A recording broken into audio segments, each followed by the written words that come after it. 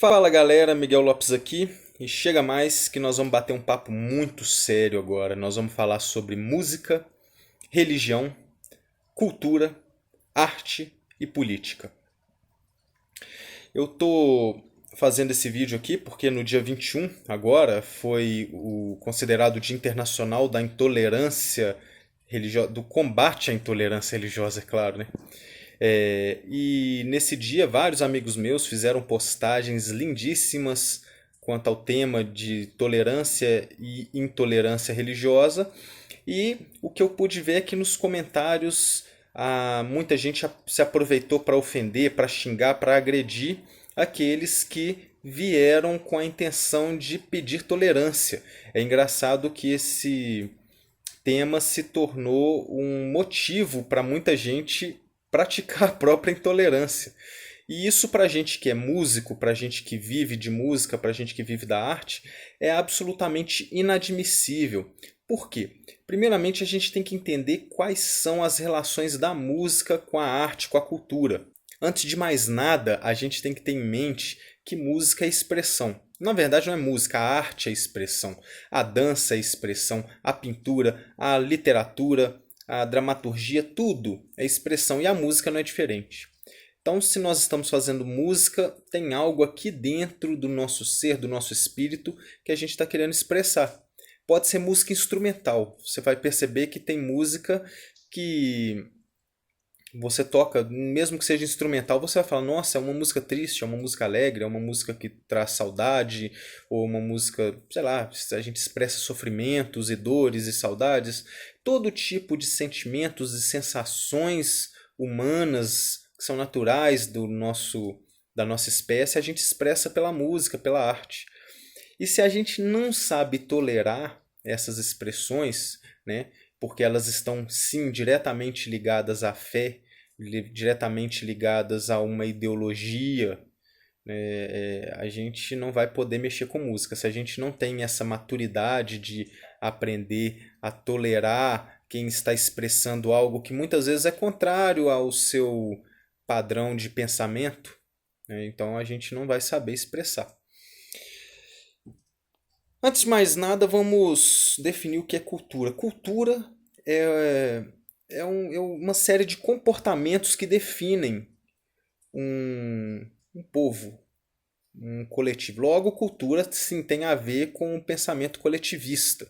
Eu não estou aqui para abrir discussão sobre pensamento coletivista ou individualista. Eu acho que os dois têm filosofias lindas e os dois têm filosofias terríveis.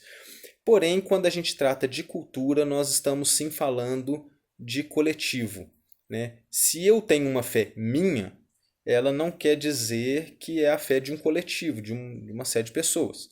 E isso a gente tem que aprender a entender que, embora você faça parte de algum grupo social, o seu indivíduo ele permanece. Você permanece como um indivíduo com seus pensamentos próprios. Não interessa a sua religião, vai ter sempre uma outra coisa que você vai discordar. Não interessa o seu pensamento político, também você vai concordar com algumas coisas e discordar. Se existe alguma filosofia, algum ponto que você concorda integralmente, alguma coisa está errado.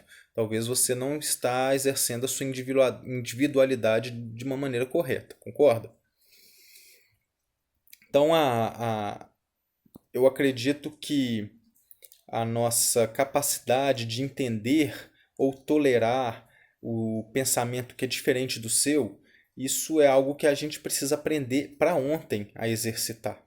Não estou falando só no nível religioso, né, mas no nível social em geral, no nosso nível comportamental. Nós já estamos com 7 bilhões de pessoas vivendo nesse planeta e cada uma delas tem um pensamento, uma forma de uma ideologia, uma religião ou uma não religião, porque até o ateísmo também, quando se torna militante, ele se torna algo agressivo e perigoso. Então, tudo em excesso se torna algo inviável, né? Qualquer que seja a ideologia mais linda, eu costumo falar que qualquer ismo, seja ele espiritismo, cristianismo, feminismo, tudo, se você não tiver o bom senso de pensar de modo moderado, tudo isso se torna apenas um movimento extremamente violento e sem sentido. Eu, na minha caminhada, quem me conhece, né, eu tenho algumas coisas muito legais para compartilhar que talvez vão ajudar você bastante a pensar de uma maneira um pouco mais é, flexível, né? Eu, em 2011, entrei numa faculdade de música, né? Quem conhece a Bituca, né? Padrinhada mesmo pelo Bituca, pelo Milton Nascimento. Eu tive o privilégio de estudar numa universidade dessa, né? Que é dirigida pelo pessoal do Ponto de Partida. E não apenas pela qualidade do ensino da música, mas pela forma com que a gente é tratado lá dentro. Ali você encontra pessoas de todo tipo de pensamento, gente de todas as partes do Brasil, de todos os tipos de cultura, não só do Brasil, né? Na época que eu fiz tinha colombiano, tinha argentino, enfim, é uma faculdade que é procurada por muita gente aqui no Brasil e os países ao redor. E nesse lugar eu pude ver pessoas, por exemplo, como a turma de canto. A turma de canto era composta basicamente de pessoas evangélicas ou católicas. Já a turma de percussão era composta também em sua maioria por integrantes que fazem parte de alguma religião de origem africana, né, afro-brasileiras, como o candomblé e a umbanda. E a gente já aprendeu ali a conviver de uma maneira muito interessante. Não 100% pacífica, isso é impossível. Enquanto tiver ser humano no mundo, nós vamos ter divergências e não existe o pacifismo, isso é uma utopia, eu acredito. Mas existia um respeito, né? A gente tinha muitos debates, a gente tinha ali muitos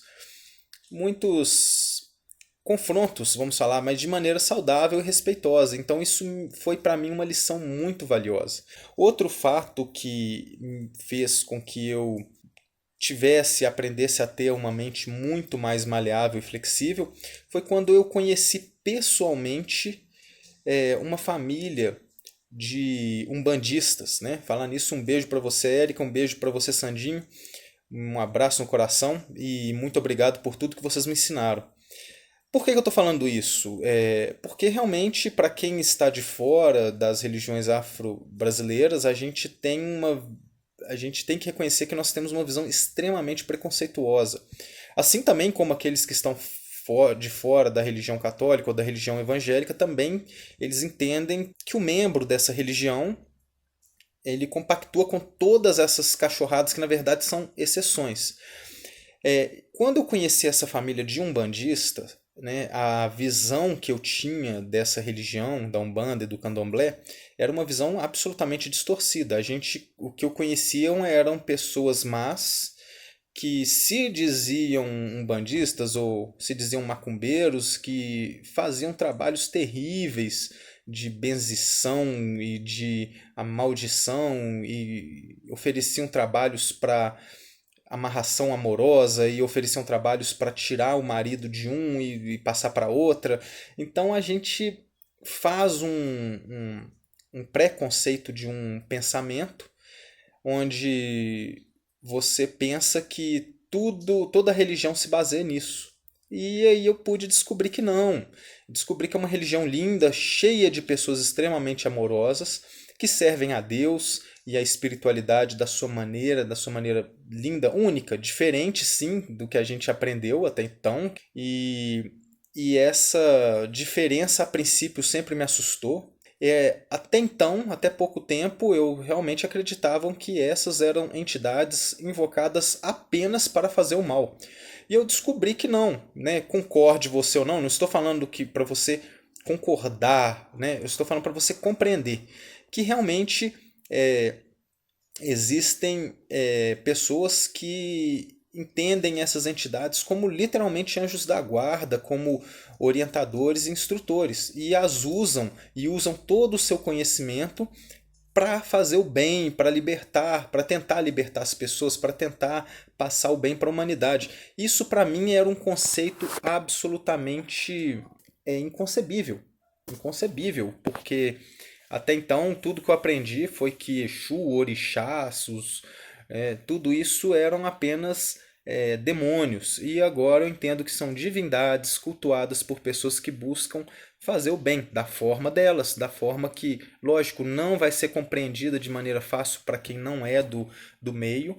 Enfim, e aí eu descobri que existem uma gama de pessoas extremamente amorosas, extremamente respeitosas, são pessoas extremamente honestas, né? Coisa que quem vê dentro da religião evangélica, a qual eu estou mais inserido no momento, é, você vê muita hipocrisia, você vê muita falsidade. Lógico, não estou falando que na Umbanda não tem, a gente também vê, sim, pessoas, né, hipócritas, você vê falhas também. Mas a gente começa a perceber que o comportamento humano ele se torna implacável a partir do momento que a gente não entende ou que não busca entender. Quando você resume a fé evangélica, por exemplo, apenas a pataquada que você vê do Silas Malafaia ou você vê do Edir Macedo, você simplesmente você começa a julgar que a fé evangélica é isso, e não é. Não tem nada a ver. Existem umas exceções de pessoas que se destacam fazendo algumas declarações de maneira preconceituosa e você acaba julgando muita gente de maneira inusitada. Então a primeira coisa que eu gostaria de expor aqui é: você não entende uma fé, então não a julgue. Você não entende uma linha de pensamento, não julgue. Não julgue o camarada que defende o Lula como alguém que defende ladrão. Não é isso. Ele tem toda uma carga de vida para acreditar ou não que ele é ou não ladrão. Ele tem toda uma outra história. Ele não passou pelo mesmo caminho que você. O mesma coisa o camarada que defende, por exemplo, o presidente Bolsonaro e que acha ele um. Né? Então, não julgue que esse é uma pessoa burra, que é uma pessoa. Não, cada um tem sim um pensamento que deve ser respeitado. Né? Eu acredito que aqueles que não querem ser confrontados com outro pensamento não devem ser por questão de evolução, de amadurecimento.